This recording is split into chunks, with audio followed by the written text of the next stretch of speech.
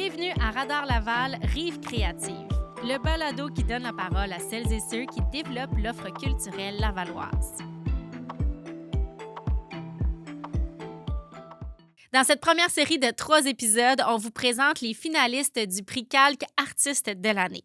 Chaque invité s'est démarqué par une démarche inspirante. Vous allez découvrir leur parcours artistique, leur art, leurs projets et leurs souhaits pour le futur du Laval culturel. Bonne écoute! Frédérique Annie Robitaille, bonjour. Bonjour. Je suis contente de vous rencontrer. Oui, ben moi aussi, je peux tout de suite te dire que tu peux me tutoyer avec grand plaisir. Merci. Tu es une danseuse, une amoureuse de la danse. Tu as fondé la compagnie Zeugma en 2001. Oui, avec des collègues. Avec des collègues. Oui. Aujourd'hui, tu es co-directrice artistique, chorégraphe, interprète. Tu as même inventé ou participer à inventer un style de danse qu'on ne connaissait pas avant, qui mélange la gigue avec le mouvement contemporain, avec la danse percussive. Comment, toi, tu te décris? Quel genre d'artiste es-tu à tes propres yeux? Et c'est une bonne question, ça. En fait, c'est sûr qu'au départ, chorégraphe, ça c'est clair, mais aussi interprète en danse. Et pour moi, quand que je crée, je dois absolument passer par le canal, mon outil qui est le corps. Donc, je dirais que c'est pas mal les deux en symbiose, là. Puis la direction, bien, c'est quelque chose qu'on n'a pas le choix quand on a à transmettre une idée, faire apprendre une séquence, tout ça, bien, veut pas, bien, on se retrouve à la direction. Oui. Parlons-en de ce style-là que tu as contribué à inventer, ni plus ni moins. Je vois un petit éclair dans tes yeux quand j'en parle. Qu'est-ce que c'est? Un mélange de gigue, de danse percussive, puis de danse contemporaine. Toi, tu es formée en ballet aussi. Comment tout ça se mélange? Ça ressemble à quoi pour des gens qui n'en auraient jamais vu? Ah, ben OK. Je vais essayer de donner des images. En fait, ben déjà, au départ, notre source d'inspiration, là, puis on part vraiment de la gigue traditionnelle québécoise. Puis, ben c'est ça, avec le bagage, comme tu dis, j'ai fait de la danse contemporaine, du ballet, du jazz, tout ça. Moi, le mouvement, puis on parlait aussi de transfert de poids. C'est quelque chose qui est nécessaire pour moi pour ressentir la danse. Donc, j'avais le goût d'ajouter à la gigue, qui est habituellement une danse qui est plus statique, qui est faite avec le bas du corps. Moi, je ne pouvais pas arrêter à la ceinture, là. J'avais le goût, justement, de bouger le haut du corps, de m'exprimer avec cette partie-là du corps également. Puis, ben, le rythme de la danse percussive était juste aussi un troisième élément qui s'est déposé dans la marmite, puis en mélangeant tout ça, puis c'est certain que comme ça a l'air simple. On a mélangé plein de choses, puis et voilà. Mais c'est sûr que ça a été une progression. Il y a eu une évolution. Au début, tu sais, c'était des petits essais minimes, puis tranquillement, au début, c'était vraiment contemporain avec gigue ou bien contemporain avec danse percussive ou danse percussive gigue. Puis à un moment donné, bien, on vient qu'à explorer un peu tout ça. Puis la signature de la compagnie s'est bâtie là, à travers toutes ces expériences-là, ces recherches. Ouais. Et tous les artistes aussi qui sont passés sur mon chemin, puis qui ont apporté aussi de l'eau au moulin, comme on dit. Je pense qu'il y a autour d'une cinquantaine d'artistes qui ont passé à travers la compagnie. Donc... c'est beaucoup, là, la création. Oui. Je pense qu'il y a quelque chose dans la création qu'on oublie souvent quand on ne travaille pas dans le milieu des arts ou de la culture, c'est que c'est beaucoup s'abreuver de ce que les autres font. C'est beaucoup un échange. On donne, on reçoit.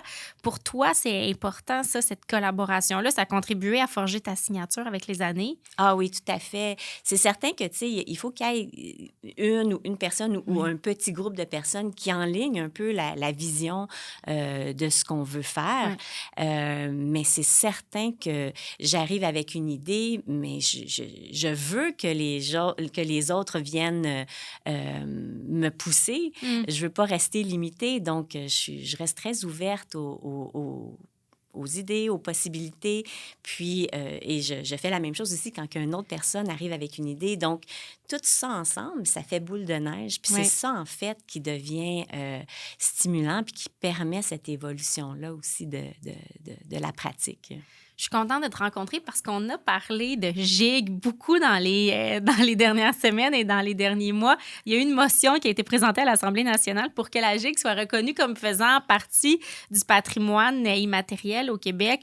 Pour toi, est-ce que ça résonne, ces discussions-là? Est-ce que c'est important qu'on préserve cette forme de danse-là au Québec? Et ça, là, c'est tellement important. Puis, effectivement, c'est un premier pas qui est excellent.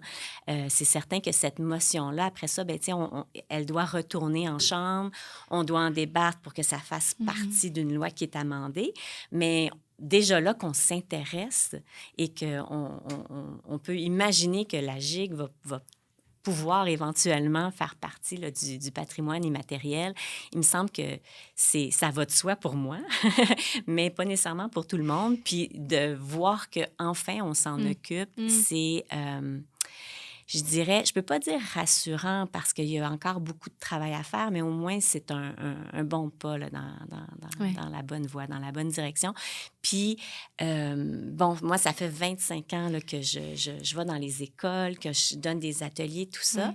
Puis, je vois l'importance de ramener ça en contexte parce que de génération en génération, les jeunes, les enfants, ils savent même pas c'est quoi.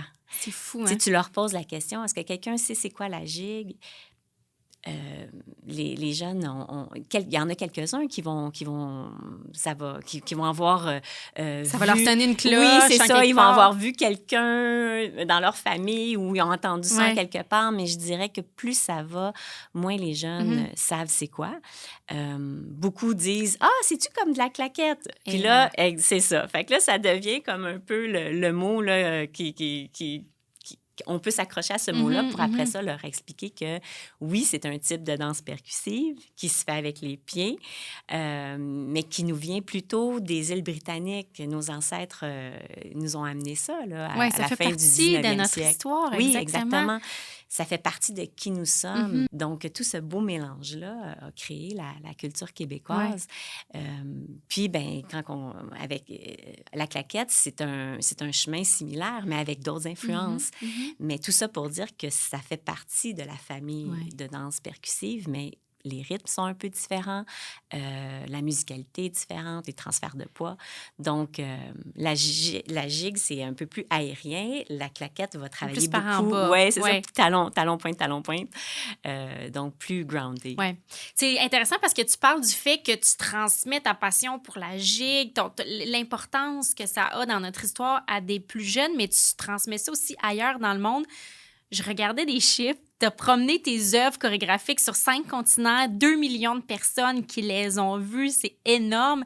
Quand tu te promènes à travers le monde avec ton style de danse à toi qui reprend des éléments de la danse traditionnelle québécoise, est-ce qu'il y a un petit quelque chose du Québec que tu amènes un peu partout? Puis toi-même, j'ajouterais qui a grandi, qui a été élevé à Laval, qui habite à Laval. Y a-tu un petit côté de Laval que tu transportes avec toi partout dans le monde?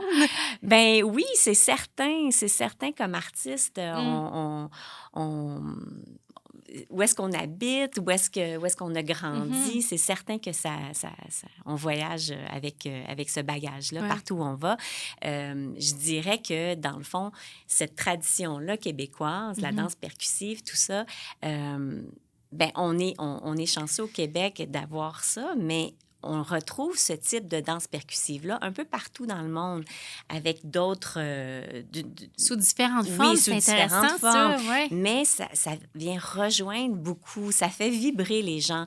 Donc, c'est beaucoup ça, la connexion, en fait, avec qu'on soit au Québec ou qu'on soit en Australie ou en Corée du Sud. En fait, c'est la vibration, le rythme... les émotions qui sont véhiculées aussi dans nos productions qui, je pense, sont assez rassembleurs, des thématiques rassembleuses, en fait. C'est drôle parce que ce mot-là, il revient tout le temps quand on parle de toi. Ah, Frédéric Annie Robitaille, c'est une rassembleuse. Comme si c'était étonnant de la part d'une personne qui fait partie du monde de la danse, est-ce que on a une image de la danse un petit peu trop hermétique? C'est vrai que les gens peuvent penser ça, mais tu sais, pour faire de la danse, ça prend quelqu'un qui est en avant, qui transmet ses idées, qui va un peu diriger le bateau. Et ça prend aussi les gens qui vont suivre. Donc, c'est aussi important l'un que l'autre. C'est pourquoi que je pense que la qualité d'être rassembleuse, ça se dit, oui? La qualité d'être rassembleuse, je pense que c'est essentiel dans ce que je fais, surtout avec la pratique que je fais. La danse traditionnelle, veut pas, hein, c'est quelque chose de collectif. C'est pas quelque chose d'individuel. Non. Ce qui fait que c'est ça, je pense que l'idée de gang et de groupe, de rassembler les idées, rassembler les énergies, ça fait partie de moi.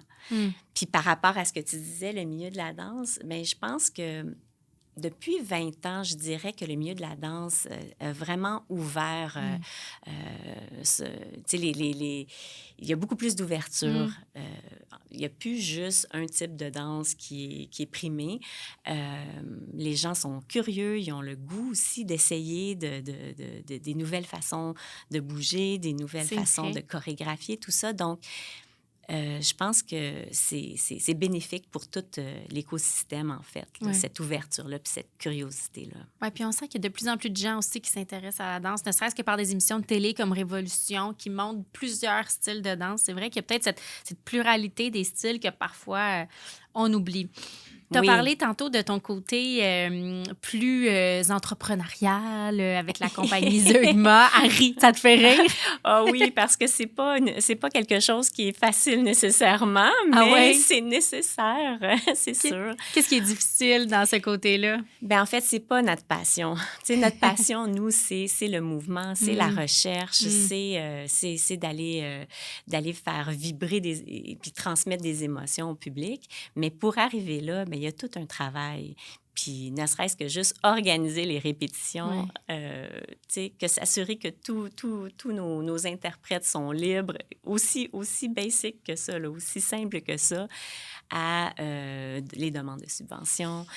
On part en tournée. Qu'est-ce que ça implique au niveau du matériel, au niveau des assurances? Bon, écoute, c'est du travail. Sans fin, là. Donc, ça prend énormément de persévérance pour vraiment s'investir dans cette voie. Puis, on n'a pas le choix d'avoir différents chapeaux. Oui. Ton chapeau préféré, c'est celui de la créatrice? Je te dirais que c'est créatrice et interprète. J'aime beaucoup danser. Donc, je m'en ennuie quand que je fais juste diriger et créer. Mais en même temps, ce qui est le plus viscéral, je pense, c'est la création. Ça paraît. C'est nécessaire, en fait. Oui, on dirait qu'on voit tes yeux s'allumer quand t'en parles. Zeugma s'est implanté à Laval, donc au début des années 2000. Oui. Qu'est-ce que la compagnie représente dans l'écosystème culturel à Laval? C'est une bonne question, ça. Dans le fond, je pense qu'à Laval, il y a beaucoup d'interprètes qui pratiquent la danse. Oui. Par contre, il n'y a pas beaucoup de compagnies professionnelles ou d'artistes professionnels qui travaillent et qui poussent un peu à développer la culture lavalloise. Donc, je pense que dans les dernières années, bon, avec Seven Star, tout ça, je pense qu'il y a un besoin de rassembler ces artistes-là et faire un peu mousser un peu là, la culture lavalloise. Donc ça, je pense que je fais partie humblement de ça. J'emmène mes idées, j'emmène mes projets, puis j'espère faire fleurir là, la culture lavalloise. On parle de la dualité entre le côté de la création artistique puis le côté plus entrepreneurial, mais il y a aussi, j'ai l'impression, une dualité à l'intérieur de tes tâches créatives ou créatrices. C'est d'un côté les spectacles professionnels, donc ces créations-là, puis de l'autre côté la médiation en milieu scolaire, beaucoup. Comment tu conjugues ça à l'intérieur de ton cerveau d'artiste? Quelle place ça prend, la médiation dans les écoles? Est-ce que tu en fais beaucoup? Oui, puis c'est super agréable parce que, bon, quand on est quand on est en création, hein, on est un peu comme dans un petit cocon avec nos interprètes, avec nos collaborateurs, tout ça. Puis, ben, quand on sort puis qu'on fait de la médiation culturelle, ben là, on est dans carrément une autre énergie. On est dans le rapport à l'autre. On est dans la transmission de la passion aussi. Puis ça, ben, ça vient toujours restimuler et nourrir à nouveau les idées créatrices, Ah oui, hein? créatives et nourrir aussi le besoin de dire quelque chose. Donc, on s'inspire toujours du milieu où on est, des gens qui nous entourent. Si on est comme toujours dans notre cocon, ben là, ça devient hermétique, Je justement. comprends. C'est une Donc, façon de rester ouvert, branché sur le monde, dans le connecter, fond. puis connecter aussi aux nouvelles générations. C'est important. Puis quand on fait de la médiation culturelle, on peut la faire avec des gens de différents âges. Mais quand on le fait avec les enfants, ben on a vraiment l'impression de faire un leg. Puis ça, c'est... Comme je disais tantôt, c'est pas rassurant. Il faudrait que je trouve un bon mot pour... mais on a l'impression vraiment de laisser quelque chose. Ça rend optimiste, hein, ça pour rend l'avenir. optimiste. Ça, je pense que ça serait la bonne façon de le dire. Tout à fait. Tu parlais tantôt des enfants qui entendent parfois parler de la gigue de ta bouche pour la première fois de leur vie. Les ados, eux, comment ils réagissent à ces propositions-là? Bien, c'est ça. J'ai été aussi surprise parce que même les ados, il y en a beaucoup qui n'ont jamais entendu parler. Parce que c'est ça, les nouvelles générations ont plus la chance d'être mis en contact avec les traditions de danse. Je pense qu'au niveau musical, la tradition se transmet bien, mais on dirait qu'avec la danse, il y a eu comme quelque chose qui a été comme laissé un peu de côté. Donc, c'est ça. Dans le fond, même pour les ados, je pensais que ça serait comme... Ça va de soi, mais non. Pour eux aussi, c'est nouveau. Puis, ben, ce qui est intéressant, par contre, c'est qu'ils n'ont pas... Pour eux, c'est pas péjoratif. Exact. La gigue, c'est pas péjoratif, la danse traditionnelle, parce qu'ils savent même pas à quoi ça ressemble.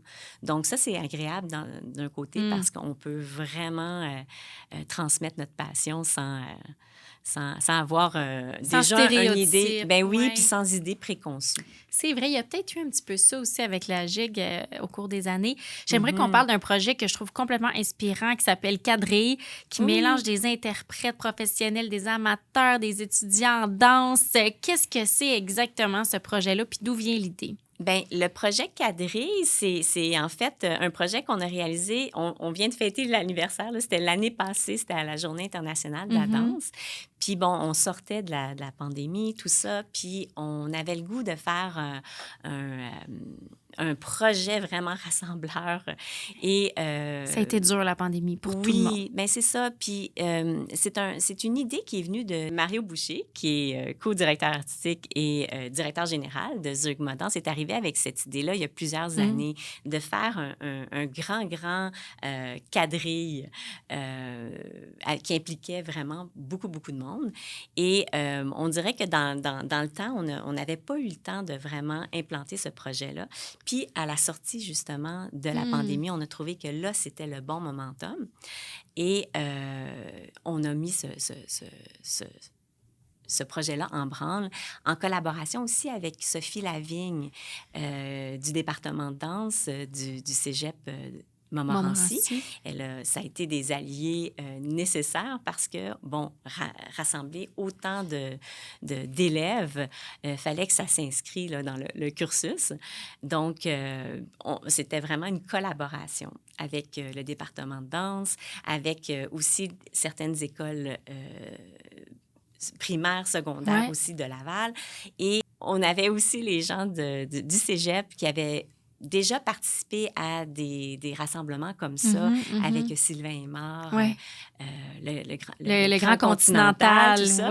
Donc, il y avait un désir de revivre une expérience. Donc, on a pu rassembler tous ces gens-là, des amateurs de danse, en fait, et des passionnés de danse, pour créer ce grand rassemblement-là. Il y avait combien de personnes en tout? Bien, on était autour de 200. C'est énorme. Oui. Puis, il y a eu une super belle captation de Signé Laval de l'événement Ouais. avec des drones Ouais. et qui a vraiment été hyper apprécié parce que ça fait en sorte que le moment qu'on a vécu, qui était éphémère, a maintenant son petit, son archive Ouais. qui va pouvoir faire en sorte qu'il va perdurer dans le temps. J'ai l'impression qu'il y a ça aussi comme constante dans tout ce que tu entreprends, cette envie de rapprocher la danse du monde et de peut-être rapprocher le monde de la danse aussi en même temps. Est-ce que je me trompe? C'est essentiel pour Ouais. moi. Ça, c'est vraiment dans mes missions premières. Je pense que pour aimer la danse, il faut qu'on soit mis en contact avec elle et il faut qu'il y ait une proposition diverse de styles de danse pour vraiment réussir à venir capter l'attention de tous et chacun. Moi, je suis convaincue que tout le monde aime la danse. Oui. C'est juste que les gens n'ont peut-être pas eu l'occasion de voir le type de danse qui, eux, les font vibrer. Mais pour moi, tout le monde aime la danse. Peut aimer la danse. Tout le monde peut aimer la danse. C'est bon, ça. Ouais. Je pense que c'est vrai. Je pense qu'il y a beaucoup de gens qui ne soupçonnent pas qu'ils pourraient aimer la danse. Puis le fait d'avoir des compagnies comme Zeugma à Laval, dans des endroits, des villes, puis de la province du Québec, qui sont pas nécessairement le centre-ville de la métropole, ça fait que ça garde cet art-là vivant, puis en santé, puis effervescent aussi, j'ai l'impression. Oui, oui. Puis bien, des projets comme le projet cadré, tout ça, bien, ça fait en sorte que le participant a une expérience positive avec la danse. Donc, il va certainement avoir le goût d'y retourner, de le revivre ou du moins d'aller en voir. Il va s'intéresser à la danse. Donc, c'est des projets qui sont porteurs et puis qui vont avoir qui vont permettre la pérennité de notre type de danse, en fait, qu'on fait découvrir souvent. Oui. Du fait que, justement, c'est un type de danse qui a été créé. On a besoin de la faire voir, de la faire expérimenter pour que les gens puissent avoir le goût de s'accrocher à ça. Puis... Ouais. C'est ça, je pense aussi que si tu te lèves un matin en disant, ben nous, on va fonder une compagnie de danse percussive, gigue, contemporaine, il faut accepter qu'il y a cette mission d'éducation-là qui vient avec, j'ai l'impression, qui est nécessaire puis qui semble très enrichissante aussi dans ta pratique. Oui, oui, puis du fait que, justement, on vient utiliser des qualités gestuelles de différents styles de danse, il faut aussi former nos interprètes. Ça ne s'apprend pas là, dans les écoles de danse qu'on fait. Donc, on n'a pas le choix de venir justement donner des ateliers, donner le goût aux jeunes de s'intéresser à ce qu'on fait. Et ensuite de ça, bien, voir qu'il y a une possibilité de faire ça, que ça soit un métier. Parce que souvent, bon, les gens ne peuvent même pas imaginer qu'ils peuvent danser professionnellement. Donc, c'est important, je crois, autant dans tous les domaines, mais les jeunes doivent savoir que c'est possible d'en vivre avec persévérance, naturellement, en étant... en se permettant aussi d'avoir d'autres, peut-être, d'autres avenues, mais c'est possible. C'est ce que tu fais, toi, depuis, 25 ans à peu près? Oui, 25 ans maintenant. Bon, là, on peut dire ton âge, j'imagine? Oui, oui. Je vais bientôt avoir 50. C'est la preuve que la danse, ça garde jeune. Bon, Zeugma a les 2 pieds bien à Laval.